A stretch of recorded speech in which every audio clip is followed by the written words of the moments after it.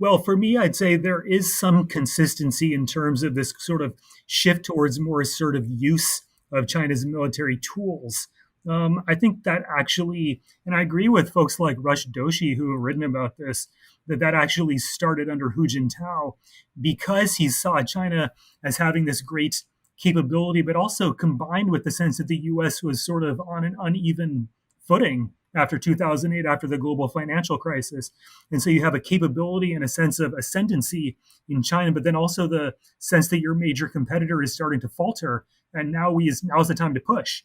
And so I think that's the milieu that Xi Jinping inherited when he came in 2012. Now, he didn't just keep things running on a plateau, he pushed an accelerant on that. He had a vision and a desire to, as he says, make China, great again, essentially, but achieve the great rejuvenation of the Chinese nation.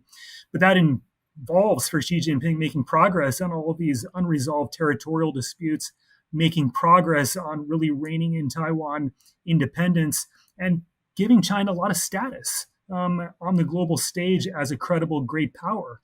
And so he did a lot of things. And finally, for the PLA, I would argue that one of his greatest contributions is basically fundamentally reorganizing and restructuring the PLA beginning in 2015. That's something that none of his predecessors could do because they didn't have the power that Xi Jinping brought to bear. He's really considered kind of the most powerful leader of China and the PLA since Mao. And so he was able to force the PLA to really change the way it was doing business internally and become this, what we would call in the US, a joint warfighting organization. And they weren't set up that way in 2012 when he came in. And so he was really able to bring this vision, but also this bureaucratic acumen to force the PLA onto a path that it could really emerge now as a really strong, capable adversary.